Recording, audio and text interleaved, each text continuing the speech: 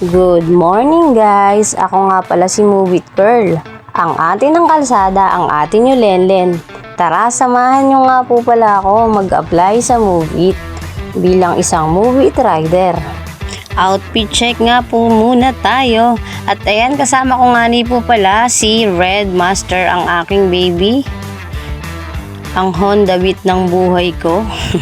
Papunta tayo ngayon sa Move It Driver Center sa Marikina po yan. Siguro 30 minutes lang po mula Pateros. Ayan na po, nandyan na po ako. Dire-diretso lang po pagpasok mo.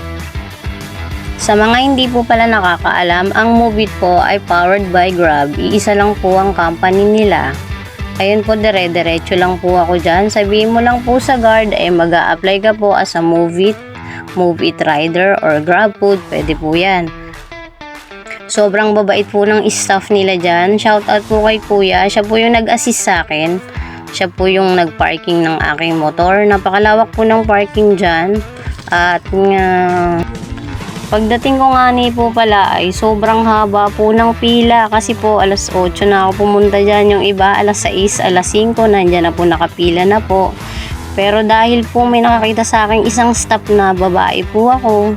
Nag-iisang babae po ako sa budget namin. Pinasingit na po ako ni Sir. Ready po sa inyo. At first step po natin ay isubmit po natin ang ating mga documents like mga ORCR, ID, tapos po NBI. Kailangan po natin yan.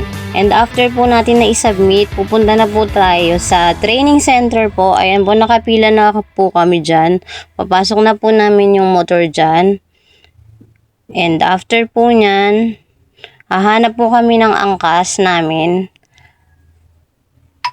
para makapag-training na po. Madali lang naman po yung training at sobrang babait din po ng mga nagti-training po. Isa po pala dyan si Pro Rider, ang trainer sa Trainers Training Center po. Shoutout po sa inyo, sir. Thank you po sa pag-assist po sa amin lahat dito. Bali po, ayan po yung naunang nag-try po ng training, si Kuya. Tiningnan lang po namin siya kung paano. Tapos ayun, after po nyan, susundin na lang po namin kung paano niya po ginawa, kung paano po yung training.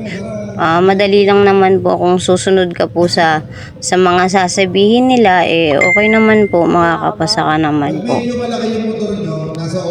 At saka po kung magaling ka naman magmotor or ilang years ka na po magmotor, makukuha mo din po yan agad-agad. Titignan mo lang po yung unang nag-try. Ayan po, okay naman po. Kaya lang maraming baba ng paa. And this is it, pansit. Ako na po ang susunod. Sana maipasa po natin ang training na to. Tara, dali, samahan niyo ako guys. Patero, sir. Sir, dikit ka sa akin konti. Dikit ka konti. Matagal ka na ba ng motor? Digitan mo kasi. 15 years. Ano kaya mo na yan? Okay na, sir? Kaliwa. At ayan na nga po, syempre, 8 lang ng una yan. Number 8, paikot. Tapos, susundan nyo lang yung lane na yan, hindi kayo maliligaw. Diyan medyo bumaba yung pa ako ng 1 down.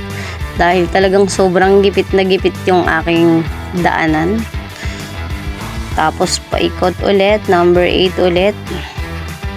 And pagkatapos nyan, may 3 humps. 1, 2, 3. And sa pedestrian lane, titigil muna po.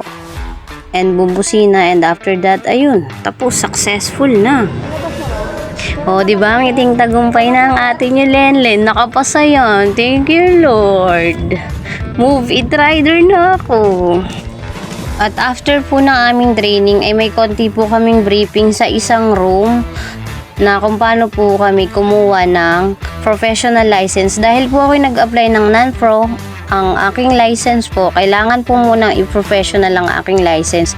Bali si Move It na po ang tutulong sa amin, pero kami po yung mismong mag-e-exam po sa PITX LTO.